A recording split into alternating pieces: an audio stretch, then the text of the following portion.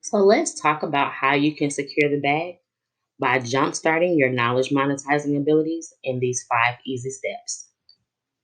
So, step one, I want you to identify a problem or an issue that you're very familiar with. I want you to write out at least 5 ideas that you can talk about for at least 30 minutes straight with no preparation. And that's going to be really important.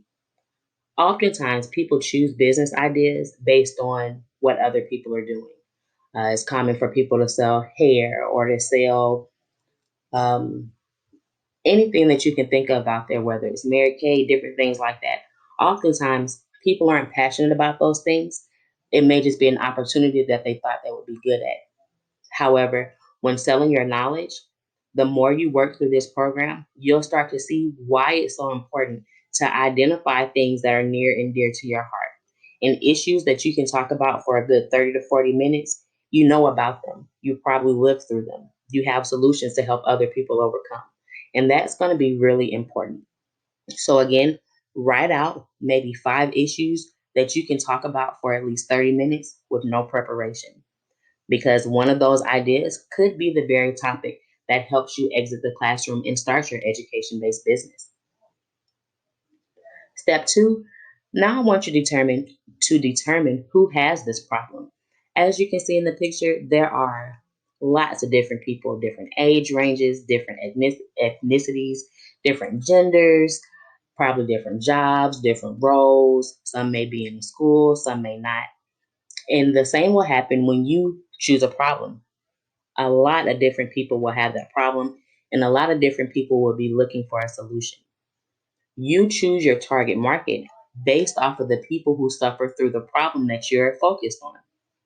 So, if you prefer to work with women who have a hard time updating their resume, then you talk to women in terms that women would use and lingo that they would use. The same if you were targeting a man who wants to learn how to ride a motorcycle. You would use different terminology for that person to introduce them to your offers to learn to ride a motorcycle. And what you're saying to the motorcycle rider would be completely different than what you're saying to the woman. So think about those things because who you decide to work with will pretty much determine what you're saying when you try to market your ideas or what you're saying when you're talking to other people about them, just to make them aware of what you're doing. You need, I can't stress this enough, you need to have a person or a picture, somebody in mind that you're talking to. And the more you go through this process, you'll better understand why that is so important. Step three, I want you to outline the solution. It's really important here. Oftentimes, people get so excited they want to go ahead and create their entire course or workshop or ebook. But right now, we just want to outline the steps that our clients will take to overcome the issue that they're going through. This could be something as simple as you teaching someone how to drive a car. First, you unlock the door, then you get in and close the door, then you start the car, put on your seatbelt. Steps like that. Don't go so in detail that you're starting to record videos and creating exercises. Right now, we just want to focus on the outline. Once you have it outlined, you need to start looking at different payment processors. I started using PayPal and Square Up. The reason I chose those is because they allow you to have free accounts and they only charge you once you start making making money. So you don't have to pay anything out of pocket to get it set up and you only get charged as you make money.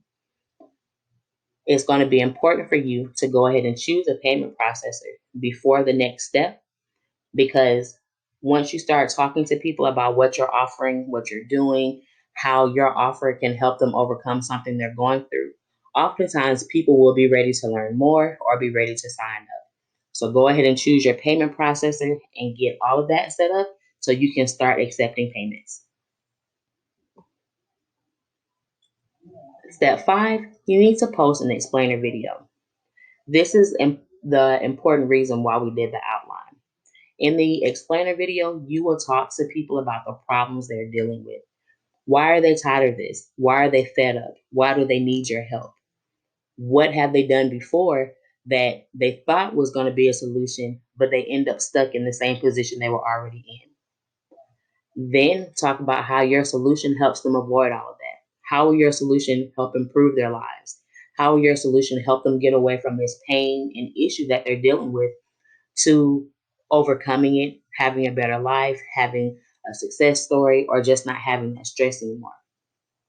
Once you explain all of that, give a call to action. If you're posting it on social media, you can say, if this benefits you, if you're who I'm talking to, if you need help overcoming this issue, send me a DM so we can talk more about it. Or you could simply say, click the link below to sign up. Once you start making sales, at that point, do you create your offer? Steps 1 through 4 pretty much prepares you to talk about what you're offering and to talk about it in the terms that people that you're trying to reach will use. So if you're trying to market, let's say a course or a workshop to a teenager versus someone that's starting their first job, you're going to talk in a different language. You may use different terms depending on where people are in their journey. If you're talking to a beginner, you'll probably use basic knowledge versus if you're talking to someone that you feel like is an expert and you expect them to know key terms or key lingo within the industry. All of that prepares you for what you'll say in your explainer video. And again, once people start paying, that's when you start to actually create your course or workshop or whatever you promised them. Right now, you should be giving yourself a pat on the back because at this point, if you started making sales, you've done a great job of testing and pre selling your idea. This is another great reason that I said you need to pull out a problem or issue that you can talk about with no research for at least 30 minutes. Because now that you're starting to create your offer, it won't be so hard. You're not rushing to do research, you're not rushing to pull articles or gather information because you're talking about something that you either lived through directly or that you already know. And that'll help you on the day that you deliver your offer as well. It's easy for us to talk about things that come second nature to us. If you have an education or are an expert in something, oftentimes when you're talking to people, it's very likely that you can get nervous, forget your words, various things like that. But if you're talking about something you're passionate about, something you really care about, something that you lived through, it's easier to get in your comfort zone and relate to people. And because you're being vulnerable and sharing, that makes other people want to reach out and get feedback from you, learn from you. Because if you made it through and can be that vulnerable to reach out and help someone else, that'll draw more people to you.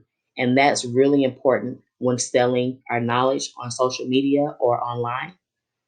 Oftentimes, when people buy from strangers, it's not because you're a stranger they've never met before. Often they feel like they've grown a relationship with you. They've watched your videos, they've heard your thoughts, they've talked through some of your logic. They maybe gotten results from something that you told them to do or something that you put out before, or even going back to those lead magnets that we talked about. So it's very, very important. I can't stress enough. Of course, there are businesses that are successful in every industry. But when selling your knowledge online, the thing that goes the furthest is being able to solve a problem and being able to relate to the people that you're selling to. Because nothing feels better than to be going through an issue with somebody that you know fully understands what you're going through. And that's the position that you're getting in for people. Of course, we're doing this to make money, but our main focus is to serve and help people overcome. And in being of service, the money will come naturally because people are always reaching out for help. When you need to go to the doctor, when you need a mechanic, whenever you have an issue, it doesn't matter if these people are marketing or not. When you need something, you'll go the extra mile to look things up, to find things, to seek things out. So if you have a solution that you can offer to someone's problem, they're going to start seeking you out as well. I hope this helps you. Please be sure to go through the steps and actually try this on your own. This is a brief overview, but Secrets of a Knowledge Monetizer will walk you step by step through everything I did to turn my knowledge into those 8 different offers and how I structure them differently so that I really can have one topic with so many different streams of income. Enjoy your day.